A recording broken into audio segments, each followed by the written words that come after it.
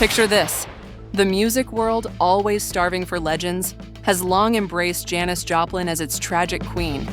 That blues-soaked voice, the raw electricity of her performances, the laughter that felt bigger than the room, and the pain that lingered just beneath it. She was powerful, she was wild, she was unforgettable.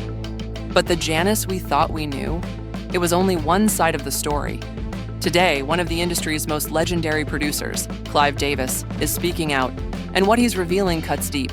Because for the first time in years, the spotlight on Janis isn't just nostalgic, it's honest.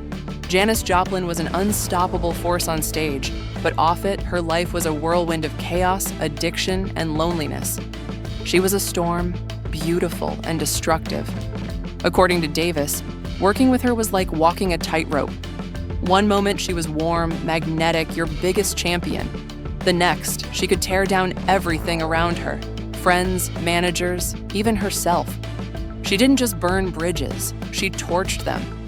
Behind the scenes, Janis was a ticking time bomb. Not just misunderstood, but emotionally untethered, volatile, reckless, unfiltered. She fought record execs. She clashed with musicians. She wore her hurt on her sleeve and her rage in her throat. And if there was anyone wild enough to match her chaos, it was Jim Morrison. Their legendary clash at a Los Angeles party still echoes in rock history. Morrison, drunk and aggressive, made a move. Janis responded the only way she knew how, by smashing a bottle of whiskey over his head. The crowd fell silent. Morrison, bleeding and stunned, would later say, "I've never met anyone like her." But what others called fearless was, in truth, a cry for help.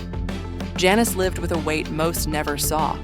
Even in her rise to stardom, she carried an invisible wound, a desperate need to be accepted, loved, understood. And no matter how loud the applause, it never filled that void.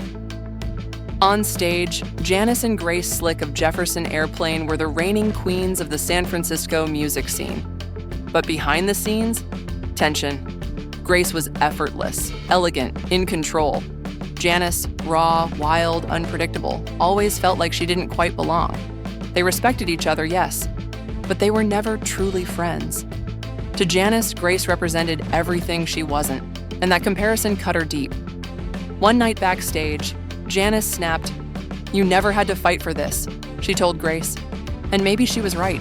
Janis had to claw her way through every room, every performance, every conversation just to be heard. That pain followed her into her band, Big Brother and the Holding Company. They were family, until success showed up. And when Janis started shining brighter than the rest of the group, the jealousy kicked in. Executives didn't want the band. They wanted Janis. She didn't want to betray them. But she couldn't hold herself back either. When she finally chose to go solo, it shattered what they had. The band accused her of selling out. She felt abandoned. They had struggled together, and now they couldn't celebrate her success. The split left scars that would never fully heal.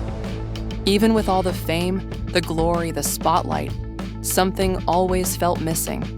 Because what Janis wanted most was to belong. And that longing began long before the stage lights ever hit her face. She was born in Port Arthur, Texas, a small-town girl with a big voice and a bigger personality. But she didn't fit the mold. She was mocked for her looks, bullied for being different. Her voice, too deep. Her spirit, too wild. She was the outcast. And even at home, the message was clear. Tone it down, Janis. Be normal. But Janis Joplin wasn't made for normal. She was made for the stage. But she paid a steep price for the spotlight. The more she chased validation, the more it slipped away. She turned to alcohol, to heroin, to short-lived affairs that promised affection but delivered emptiness. Every performance, every roar of laughter, every rebellious act, it was all a mask, a way to hide the truth. Janis Joplin never felt like she was enough.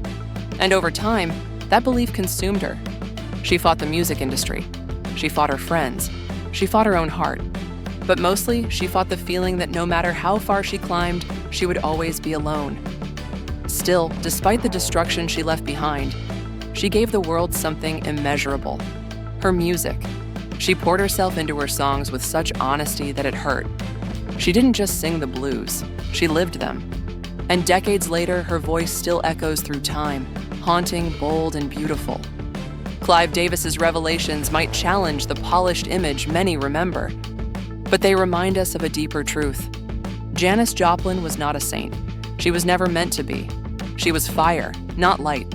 A woman too intense for the world she lived in. And that's why we still can't stop talking about her.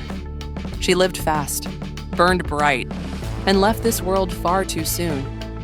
But her story, full of pain, passion, and power, is still unfolding in every note, every lyric, every soul she ever touched. Because some stars aren't meant to fade quietly. Some stars blaze so intensely they light the sky long after they're gone.